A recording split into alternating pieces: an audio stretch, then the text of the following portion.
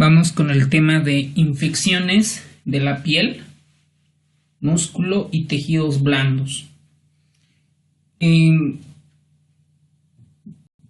encuentra el tema 156 de la última edición de Harrison, donde involucra a estos tipos de infección. Por ejemplo, vamos a comenzar. Nosotros todo lo que comenzamos a aprender tenemos que aplicarlo para un examen y posteriormente que nos sirva en nuestra práctica diaria como médicos.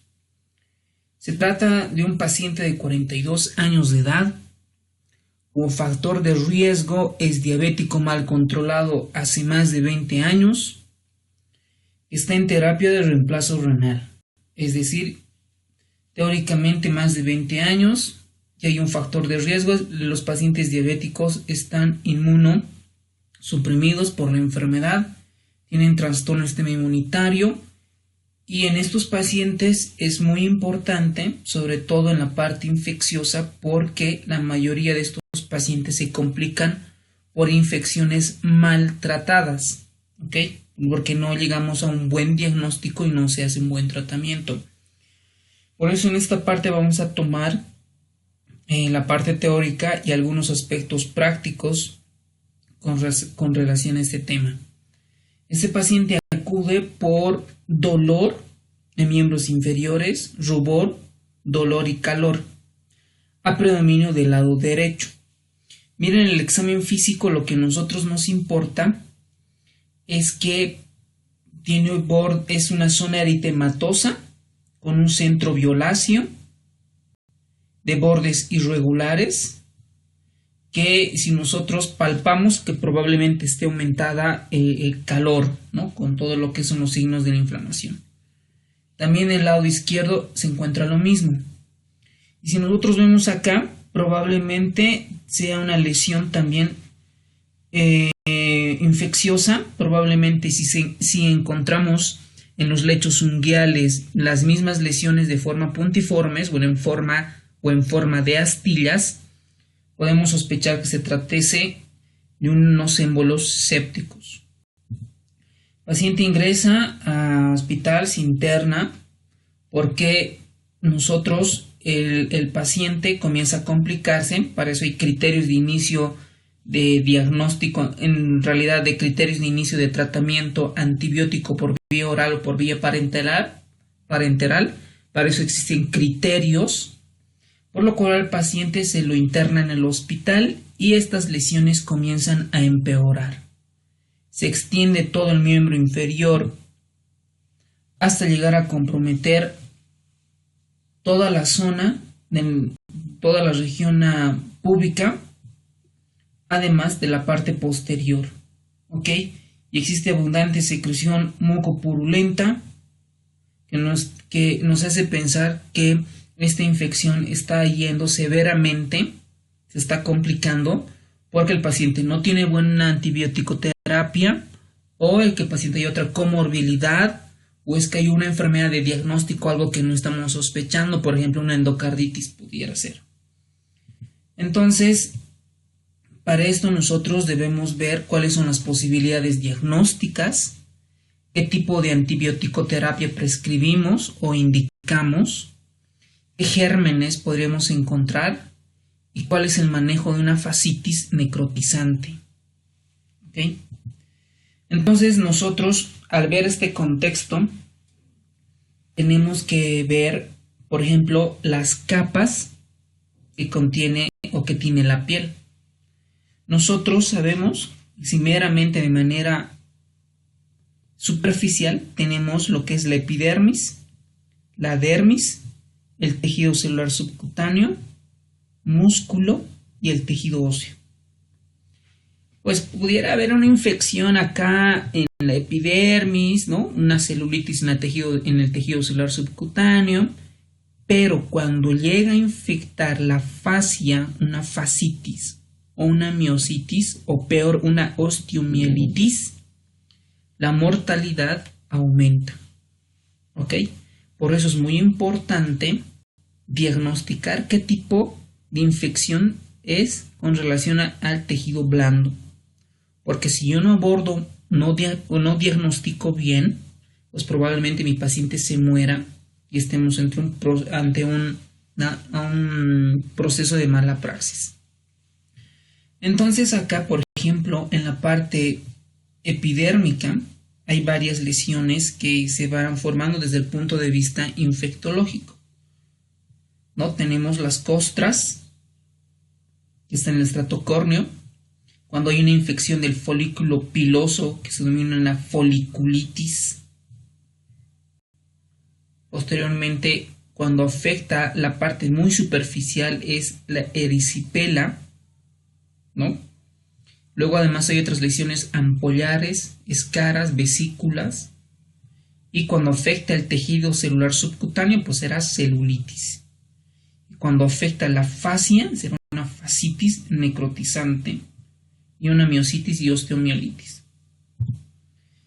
Ahora, estas manifestaciones clínicas del tejido, pues se manifiesta de varias maneras, ¿no? Por ejemplo, cuando se manifiesta con vesículas, pudiera tratarse de una entidad de viruela, varicela, también denominada culebrilla, que es originada por el herpes zóster, herpes labial, el panadizo herpético, el herpes del gladiador, un exantema viral en las manos, pies y boca, ectima contagioso, molusco contagioso, la rickettsiosis exantémica y la dactilitis ampollosa distal.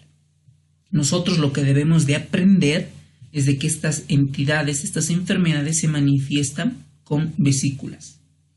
Y las enfermedades ampollares, si ustedes se dan cuenta, la mayoría son por virus, excepto de estas dos. Mientras que las ampollas son producidas por bacterias. Por ejemplo, la dermatitis exfoliativa estafilocócica, la fascitis necrotizante, la gangrena gaseosa, el vibrio halofílico y las lesiones con costras. Por ejemplo, tenemos el impétigo contagioso, las tiñas, las esporotricosis, histoplasmosis, coccidioidomicosis, blastomicosis, leishmaniosis, tuberculosis y nocardiosis. Entonces, por ejemplo, vamos a entrar a las lesiones relacionadas con vesículas. Esta es la formación de vesículas causadas por una infección viral en la mayor parte. Por ejemplo, la viruela se caracteriza por un exantema centrípito difuso que progresa de máculas a vesículas. En algún momento puedan formarse pústulas y costras cuando pasan de 1 a 2 semanas. La varicela, pues esto más ven los pediatras, que se caracteriza por vesículas de rocío, que se manifieste en el tronco, extremidades y cara entre 3 a 4 días. El herpes zóster, ojo, miren acá en la imagen cómo afecta un dermatoma, es decir, una zona de inervación, que se manifiesta por vesículas que duran varios días, sobre todo en pacientes de mayor edad, en pacientes inmunocomprometidos. Y estas vesículas por herpes, si están en los labios, pueden ser por herpes simple, virus herpes simple tipo 1, o en las regiones genitales por virus simple herpes tipo 2. Obviamente acá se contagian por besos, en los genitales por relaciones sexuales. Luego tenemos en la cabeza y cuello un herpes que principalmente están en los luchadores jóvenes, por eso se denomina herpes del gladiador. Y tenemos los herpes en los dedos, sobre todo en los personales de salud, que se denomina panadizo herpético. Ahora, luego tenemos más enfermedades como el ectima contagioso, que es producido por un virus de tipo DNA. Infecta los dedos de los individuos que trabajan cerca de las cabras y ovejas. El molusco contagioso, que es una enfermedad, como su nombre dice, muy contagiosa porque solo con el contacto se transmite. Se caracteriza por vesículas muy flácidas, muy pequeñitas, que se encuentran puede estar en el tronco, en el tórax, y pues y se dan en individuos sanos, ¿no? En un paciente que esté normal, no como nosotros, ¿no? Y pueden afectarnos, al igual que en pacientes inmunocomprometidos. Hay otra infección que se relaciona por vesículas, la Rickettsia cari, que es producida por una mordedura de un ácaro, que se caracteriza por una vesícula central, una escara negra con costra indolora, además de alrededor tiene un halo rojizo eritematoso, y en algunas ocasiones puede acompañarse de una adenopatía. Posteriormente tenemos la dactilitis, que es una infección localizada en la pulpa de los dedos, que suele ser dolorosa y está ocasionada principalmente por Staphylococcus aureus o el estreptococo del grupo A de Lancefiel. Y vamos con las lesiones ampollosas, ¿ok? Por ejemplo, acá tenemos la epidermólisis estafilocócica aguda. Lo importante es que está producida por una bacteria, por la toxina de una bacteria, que esta toxina se denomina la exfoliatina, es producida por el Staphylococcus aureus de su grupo Fago 2. Y miren en la imagen cómo produce lesiones ampollosas en la piel, que estas se pueden, si vale el término, reventarse estas vesículas, y peor aún así, sobreinfectarse. Luego tenemos la necrólisis epidérmica tóxica. Esta tiene alta mortalidad. Sobre todo se ven pacientes con antecedentes de que consumieron algún tipo de fármacos. Estos pacientes, lo que yo tengo experiencia, lo que vi, pues la mayoría se murieron porque afecta más del 30-40% de la superficie corporal, y que prácticamente acá estos pacientes no tienen piel.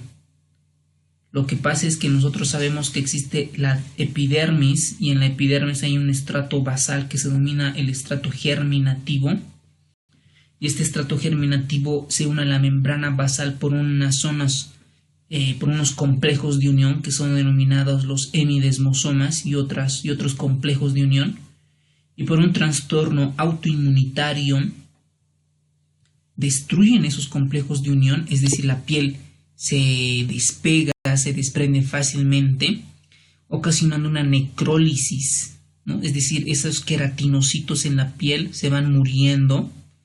Y el tratamiento, una vez, lo más importante es saberlo diagnosticar, ¿no? Que si es un síndrome de Steven-Johnson, si es una necrólisis epidérmica tóxica, o si es una epidermólisis estafilocócica aguda, yo debo de saber de diagnosticar.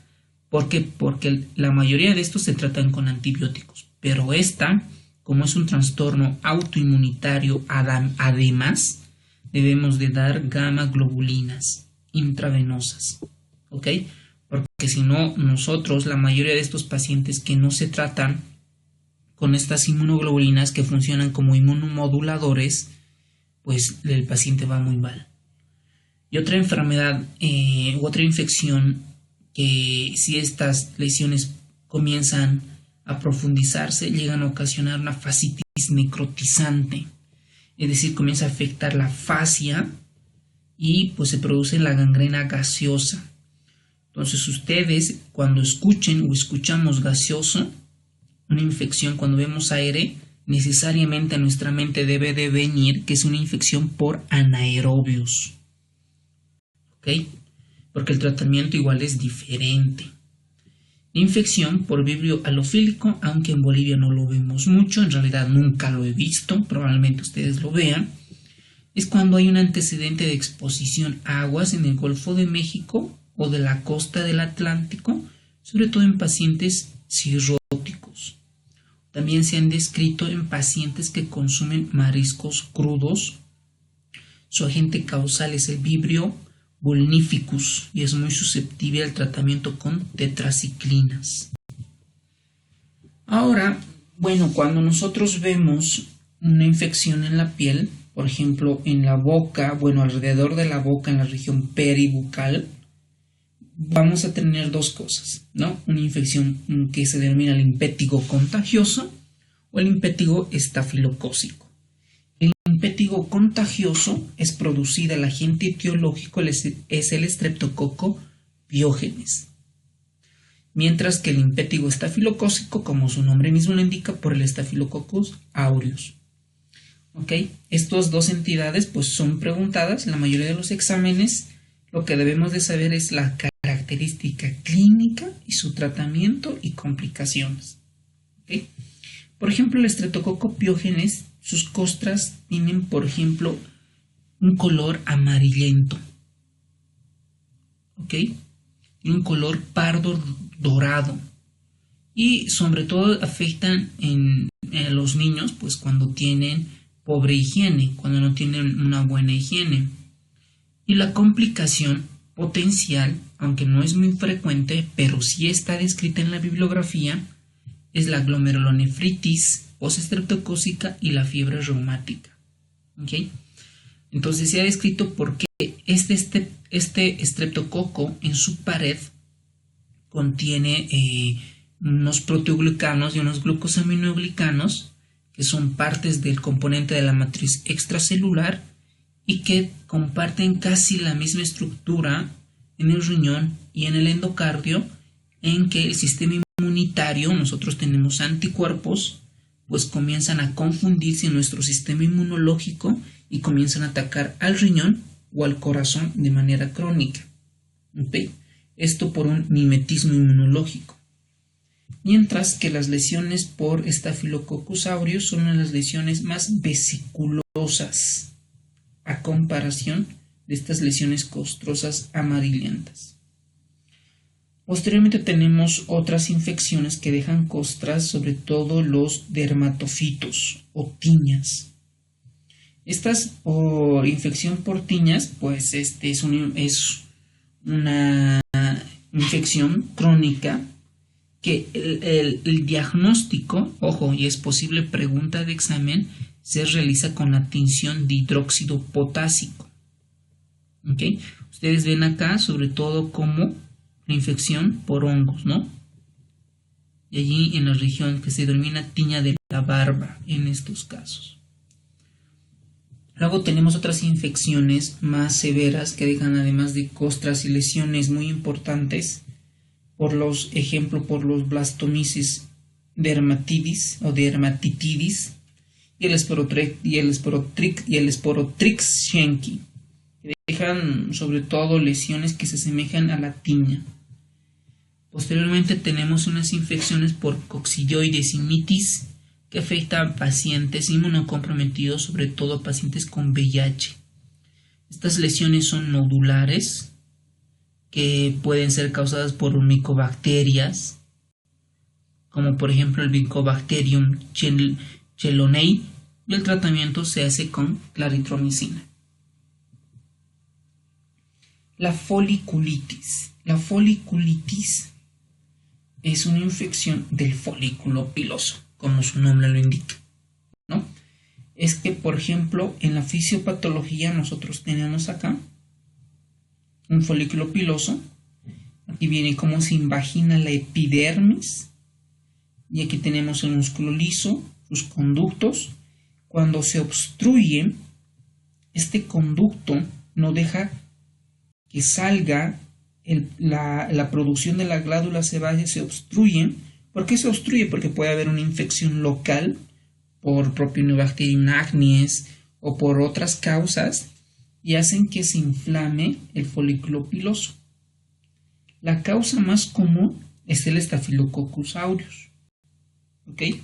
Que se forma por la que las glándulas sebáceas se encuentran bloqueadas, porque por el proceso infeccioso se forman abscesos estafilocócicos y posteriormente se infecta.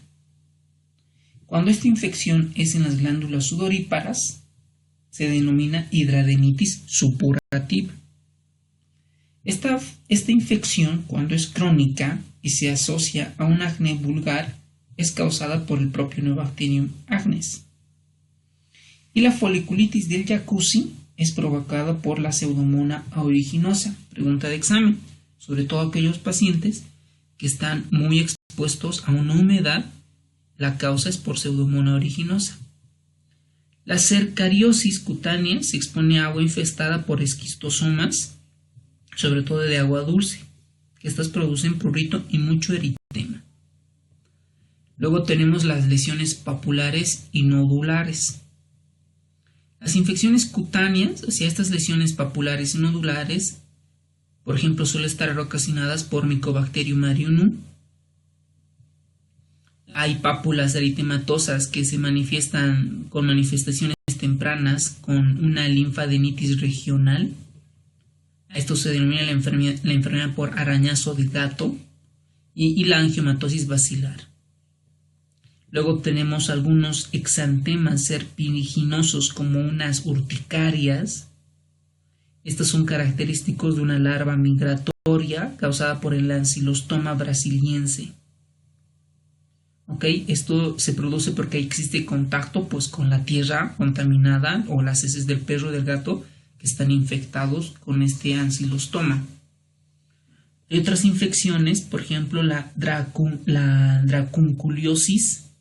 Se caracteriza, miren en la imagen, con lesiones elevadas, excavadas, producidas porque acá el agente, el nemátodo, migra sobre esta región y comienza a dejar lesiones y el agente etiológico es el Dracunculus medinensis. Luego hay otras infecciones, por ejemplo en África, y miren acá como la región en el párpado superior provoca una lesión serpinginosa elevada y una especie de nódulos causados por Onchocerca volvulus. Estas son personas picadas por las moscas y allí comienzan a infestar, y este tipo de moscas son del género Similium, estos en las regiones del África. Bueno, nosotros lo que más vemos pues depende del contexto y del estrato social, ¿no? Por ejemplo, en las personas que se dedican a la agricultura debemos de sospechar infecciones por hongos, por micobacterias y otras infecciones más crónicas. Obviamente, estas lesiones deben ser vistas por el dermatólogo para hacer diagnósticos diferenciales y llegar a un diagnóstico principal, ¿no? Para hacer un tratamiento adecuado. Además de estas lesiones papulares y nodulares, se ha descrito la verruga peruana, que es causada por la Bartonella basiliformis, ¿no? Que son infestadas por el mosquito Phlebotomus, que dejan lesiones únicas gigantes. Luego tenemos la cisticercosis por Taenia solium, que son muy raros, ¿no? Estas enfermedades. Luego la lepra lepromatosa, que también genera nódulos. La sífilis terciaria, que dejan grandes nódulos y gomas. Y en la sífilis secundaria, unas lesiones papuloescamosas. Y en pacientes con infección, con VIH o algunos con quimioterapia o diabéticos de larga data, pues tienen que estas infecciones puedan aumentar en sus características clínicas. Por ejemplo, cuando hay infección por el virus del papiloma humano, que produce en múltiples lesiones verrucosas en el área anogenital, y esto se denomina el condiloma acuminado. Bueno, dentro de estas lesiones por infecciones, hay otras lesiones además, por ejemplo, que la vamos a ver, de úlceras que dejan con o sin escaras, ¿no? Estas úlceras, en su mayor representante es el carbunco cutáneo, que comienza con una pápula pruriginosa, miren acá, hay signos de rascado, si vale el término, y está rodeada, al centro hay una lesión negruzca, ¿okay? Rodeada de una lesión eritematosa. Luego hay otras lesiones por el Mycobacterium ulcerans, que también produce una úlcera, ¿okay? Sobre todo en pacientes en el área tropical. Luego tenemos la infección por Mycobacterium leprae, y estas pueden acompañarse de úlceras cutáneas en pacientes con lepra lepromatosa. ¿no? Sobre todo ahí relacionado con el fenómeno de Lucio. Obviamente, para llegar a ese tipo de diagnósticos, necesito biopsia, ¿no? Puedo tomar una biopsia de acá, llevarla al patólogo para que puedan identificar algunas lesiones infecciosas u otras lesiones propias de la piel. Y necesito también además cultivos, ¿no? Si estoy sospechando por micobacterias, pues haré cultivos especiales para esas bacterias. Aunque en la práctica diaria no la vemos mucho. A no ser, sobre todo en las regiones que se hace agricultura o en los pueblos, allí hay muchas lesiones dermatológicas. La erisipela es causada por el Streptococcus pyogenes. Miren acá, se inicia por una inflamación súbita, donde no tiene márgenes claros, ¿no? La característica es de que dejan lesiones eritematosas, sobre todo en el pliegue nasolabial, que hay de rápida progresión. Pueden dejar bulas flácidas. Además, puede existir descamación entre los 5 a 10 días de la enfermedad y es más frecuente en lactantes y en personas de edad avanzada. ¿Ok? La erisipela. ¿Cómo se van a dar de cuenta? Porque es una lesión muy rojiza, muy clara. El tratamiento es penicilina. Luego tenemos estos de las úlceras, ya lo vimos. El carbunco cutáneo, la tularemia ulceroglandular, la peste, Mycobacterium leprae, Mycobacterium tuberculosis. Estas lesiones, el tratamiento para llegar al diagnóstico es por biopsia, cultivo y algunos otros estudios, ¿no? Como el hidróxido potásico, por ejemplo, para ver hongos. Estos temas, por ejemplo, la erisipela, los simpéticos son muy frecuentes, los vemos frecuentemente. Pero yo creo que algo que más frecuente vemos en los hospitales son las celulitis. Esto sí, no podemos dejar de diagnosticar y hacer un buen tratamiento. Porque si no lo diagnosticamos, no damos un buen tratamiento con antibióticos, o si alguien se beneficia de un tratamiento quirúrgico, lo puedo complicar al paciente. La celulitis, como su nombre lo indica, es una inflamación del tejido celular subcutáneo que se acompaña por dolor, eritema, inflamación local. ¿Y quién produce? Pues las bacterias, ¿no? ¿Y qué tipo de bacterias? Pues depende, puede ser Staphylococcus, Streptococcus, en la mayor parte de los casos. ¿Y cómo se hace el diagnóstico? Pues el diagnóstico, por ejemplo, lo hago clínico y lo puedo acompañarme con el laboratorio. Por ejemplo, acá veo una lesión en el miembro inferior, eritematoso, de bordes no tan delimitados. Acá tiene una especie de costras, pero lo que más me llama la atención es que se está formando un absceso.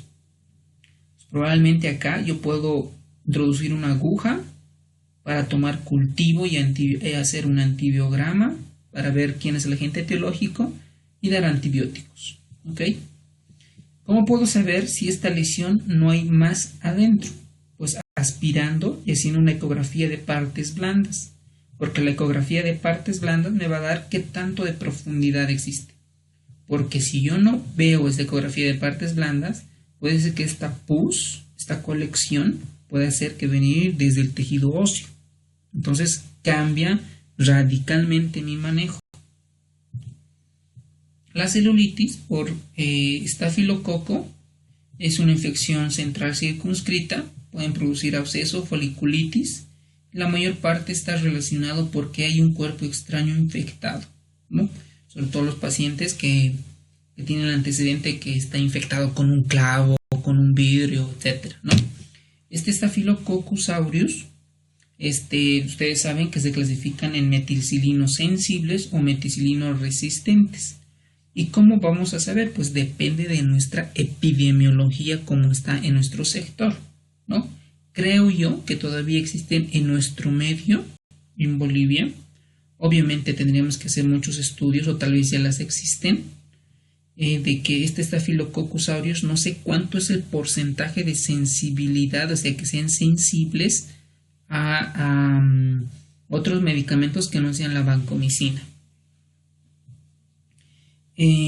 Mientras la celulitis estreptocócica son recurrentes en extremidades inferiores causadas por microorganismos del grupo A o del grupo C o del grupo G. A veces suele estar acompañado por linfedemas crónicos, elefantiasis o adenomegalias o la enfermedad de Milroy. Obviamente estos son en pacientes crónicos. ¿Okay? La celulitis, por ejemplo, cuando es causada por la Haemophilus influenzae, suele dar en celulitis periorbitaria. Esto es muy importante, ¿ok? Porque han sido muy preguntados. La celulitis periorbitaria en niños, ¿cuál es el agente etiológico? La mayoría pone streptococo o estafilo. Ojo, acá en este caso es el Haemophilus influenzae. Ojo con eso. La celulitis, cuando se relaciona a mordeduras de perro o gato, el principal agente es la Pasteurella multocida. ¿Okay? También están asociados a anaerobios, ¿no? Las mordidas. Ojo con esto. Principalmente el Fusobacterium, los bacteroides, Streptococcus aerobius y anaerobius y Eikenella corrodens. La celulitis por Pasteurella y hormona hidrófila causan celulitis muy agresivas que pueden hasta ulcerar, sobre todo si el paciente nos dice o la persona que ha tenido contacto con aguas dulces, sobre todo en lagos y ríos.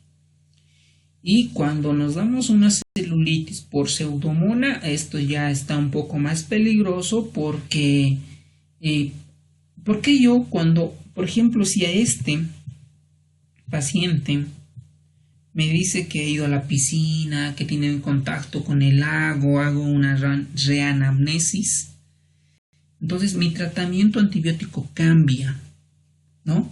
Porque puede ser que esta celulitis esté causada por una pseudomona originosa y yo con betalactámicos no voy a cubrir las pseudomonas, para eso tendría que dar antipseudomonas, sobre todo las cefalosporinas de tercera generación. Por eso es muy importante hacer un cultivo y un antibiograma cuando hay una infección de partes blandas. Entonces, aquí vamos a ver que la infección por pseudomona aeruginosa pueden generar 3 tipos de infección en tejidos blandos. Esto es pregunta de examen. ¿Okay? El estigma gangrenoso, sobre todo en pacientes neutropénicos, aquellos pacientes que reciben quimioterapia por una enfermedad neoplásica, genera la foliculitis del jacuzzi, sobre todo en pacientes que están en contacto con la humedad, la celulitis después de una lesión penetrante. ¿Okay? Esas son las pseudomonas. En pacientes diabéticos es igual otro mundo de infectología relacionadas con las pseudomonas aeriginosas. Y un paciente que nosotros, la fascitis necrosante o necrotizante, es una enfermedad que la mayor parte no ha sido bien diagnosticada o ha sido maltratada. ¿Ok? La fascitis es una emergencia tanto médica como quirúrgica. ¿Por qué? Porque estos pacientes llegan a entrar a un estado de choque fácil, rápido, donde te lastima el pulmón, el corazón, el riñón, el cerebro y entras en una insuficiencia de múltiples órganos y fallecen. ¿Ok? Por ejemplo, nosotros recordando a nuestro paciente cómo estaba, pues he llegado probablemente con una celulitis. Probablemente está queriendo hacer una fascitis, ¿no? Entonces acá, como ya existe lesión violácea, yo debo de hacer una ecografía para ver la profundidad. Pero este paciente se complicó e hizo una lesión muy importante, que probablemente si yo no llego a diagnosticar o hago un tratamiento quirúrgico acá, lo pueden amputar toda la extremidad inferior. Entonces, en estos casos se trata de una fascitis necrotizante o necrosante. ¿Ok? ¿Y a qué se denomina esto? Porque el manejo no solo es con antibióticos. Esta infección es una infección profunda, ¿ok? Porque hay antecedente de un cuerpo extraño o hay antecedente de un esfuerzo muscular o hematomas, se infecta la lesión y produce una bacteremia. Y esta bacteremia pues ocasiona fiebre, dolor, y las lesiones que vamos a ver son colores violáceas, como la vimos en nuestro caso clínico. Y los signos tempranos de infección pues es muy difícil porque yo necesito llamar al cirujano para que pueda explorar, o por lo menos que en la ecografía de partes blandas me dé algún tipo de información.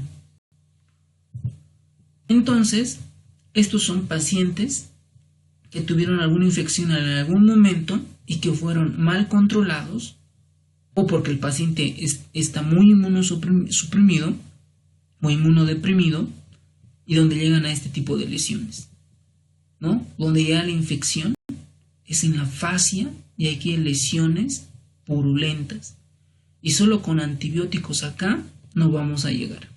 Otra región, en la lesión perianal, como acá las lesiones son muy agresivas. ¿Ok? ¿Por qué se da en la región, o bueno, por lo menos, por qué se da en la región anogenital? Porque ahí está el conducto anal y pues ahí tienen un cultivo de bacterias de tipo anaerobio y aerobios. Entonces, además, cuando hay fascitis, el tratamiento es antibióticos y quirúrgico. ¿Okay? El cirujano debe de limpiar todas las lesiones. Se hace una fasciotomía en esas lesiones. Y no solamente se encuentran en las lesiones perigenitales, porque también pueden existir en el brazo, o en las extremidades inferiores, o en el cuello. Luego tenemos otra infección, la miositis y la mionecrosis. Estas miositis y las mionecrosis dan mialgias, ¿ok? Como su nombre lo indica, ¿no? La miositis es una inflamación del músculo y la mionecrosis hay una necrosis, muerte celular provocada a este músculo. Entonces, cuando se da, por ejemplo, hay una enfermedad que se denomina pleurodimia, que es ocasionada por un virus que es el Coxsackie virus B, que dan mialgias. Pero también los parásitos dan mialgias, como la triquinosis y las infecciones bacterianas. Y en la práctica común, lo que nosotros vemos, ¿quién está con mialgias? Sobre todo los pacientes con influenza o enfermedad similar a la influenza, dengue y el Coxsackie virus. Esos son los dos que dan las tres enfermedades que dan mialgias, pero además de algunas parasitosis como la triquinosis, la cisticercosis y la toxoplasmosis. La rhabdomiólisis aguda es cuando, por ejemplo, nosotros sabemos que en el miocito, en el músculo, hay la mioglobina, ¿no? La mioglobina. Esta mioglobina está en el músculo, en el miocito. Cuando este miocito revienta o se lesiona por fármacos, por infección por Clostridium, Streptococo, virus, etc., libera mioglobina. Esta mioglobina es muy tóxica para el riñón. ¿Ok? Entonces, lo que nosotros debemos de saber es que la rhabdomiólisis es ocasionada por Clostridium, Streptococos, la gripe, ojo, súper importante, la influenza. Yo he visto pacientes con influenza que en el laboratorio nosotros pedimos la creatinfosfoquinasa, la CPK, y la CPK, y estos pacientes tienen muy alta. Y cuando nosotros, por ejemplo, en pacientes con influenza, les pedimos CPK y está muy alta, yo ya sé que me va a hacer falla renal. Entonces yo tengo que prepararme o proteger al riñón en lo que más se pueda. Lo mismo es el ecovirus, el Coxsackie virus, el virus de Epstein-Barr, Legionella, también se han descrito que producen rhabdomiólisis aguda. La piomiositis principalmente por Staphylococcus aureus en las regiones tropicales. La miositis primaria, la mionecrosis. Cada vez que ustedes escuchen necrosis, la mayoría son producidas por una fascitis necrosante. ¿Ok? Es un parte del choque tóxico estreptocócico. Luego tenemos la celulitis sinérgica necrosante, que están producidas sobre todo por bacterias aerobias y anaerobias. Entonces el diagnóstico lo hacemos por la clínica, hacemos radiografías, tomografías hasta llegar a una resonancia, y la clave es el diagnóstico para hacer un buen tratamiento. Este es un libro, bueno, esta es una imagen del libro de Harrison donde nos muestra una tomografía de tórax en la ventana mediastinal, donde nos muestran un aumento de volumen en la región hiperdensa, bueno, casi isodensa, en el músculo. ¿Ok? Esto es una fascitis necrotizante con mionecrosis en el tórax izquierdo. Entonces se hace el cultivo, se hace la biopsia y lo que creció es Streptococcus del grupo A. Y aquí en el libro de Harrison nos muestra antibiótico terapia, antibióticos para cada enfermedad. ¿Okay? Por ejemplo, por la mordedura de un animal, que se hace una profilaxia o por infección inicial, vamos a prescribir amoxicilina con clavulamato. Pero cuando sabemos que la infección está establecida, damos endovenoso, ampicilina con sulbactam. Y así hay varios tratamientos, ¿no? Para la angiomatosis basilar, eritromicina, para los virus, sobre todo los herpes, aciclovir, para la celulitis estafilocócica o estreptocócica, nafcilina, oxacilina. Y si sospechamos, por ejemplo, el paciente que tiene antecedente de que es diabético, que está inmunosuprimido y tenemos una infección en tejidos blandos, debemos de cubrir gram positivos. Si ustedes se dan de cuenta, el libro de Harrison ya prescribe vancomicina directo. ¿Por qué creen? Porque en su lugar, en su región, en Estados Unidos, ya hay muchas bacterias, muchos Staphylococcus aureus, que son resistentes a la meticilina. Por eso son meticilinos resistentes y ya prescriben vancomicina.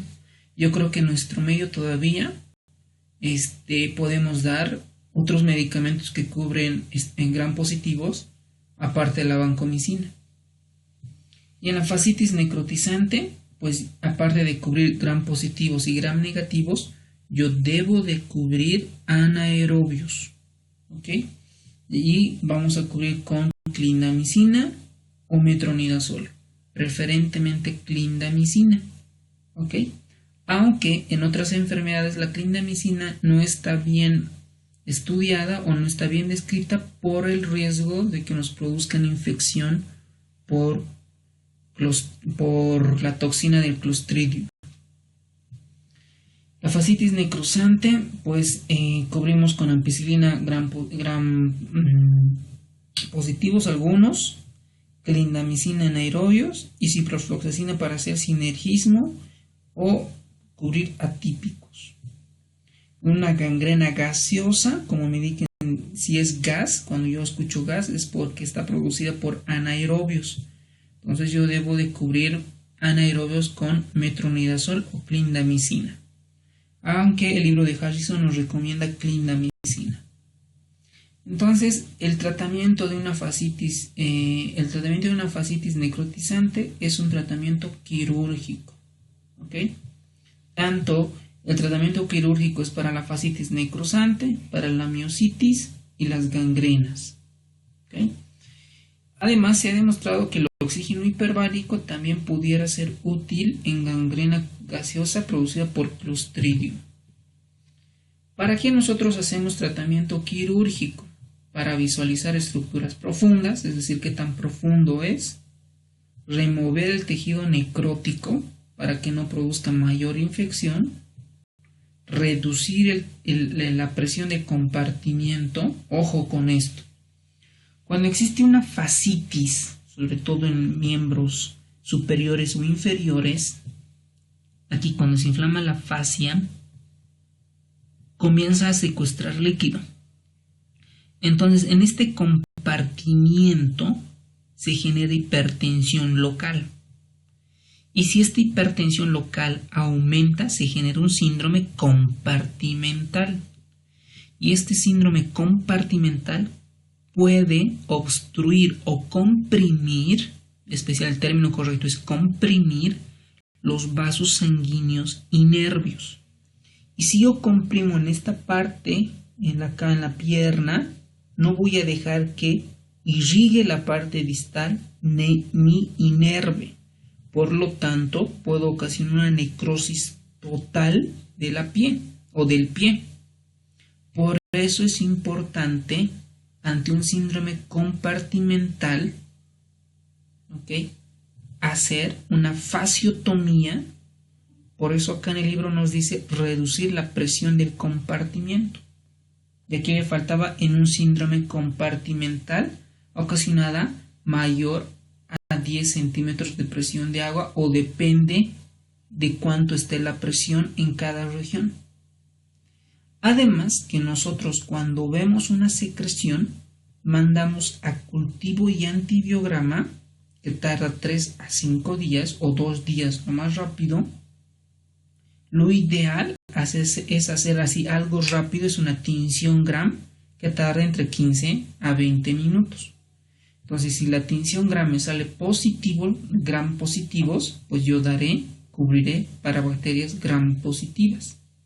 Y si me sale solo bacterias Gram negativas, pues solo doy para bacterias Gram negativas. Algunos recuerdos, algunos tips.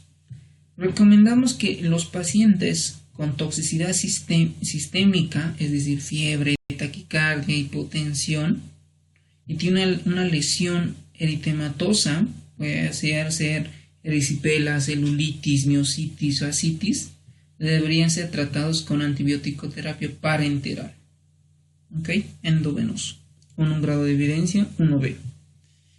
La mayoría de estos tratamientos son 5 días, sobre todo en pacientes con infección no complicada, pero esto se puede alargar hasta 14 días cuando la infección es muy grave o hay una respuesta lenta o el que el paciente tenga alguna comorbilidad. En pacientes con abscesos, la mayoría se deben de drenar, someterse a una incisión y un drenaje. Y la exploración quirúrgica es la única manera de establecer un diagnóstico para la fascitis necrosante y otras entidades y hacer diagnósticos diferenciales. Para esto existen un montón de guías, porque el libro de Harrison solo es contenido, pero nosotros nos debemos guiar en las guías. Aquí nos muestro unas guías a los que les interesan un poco más profundizar. Y espero que les haya servido un poco.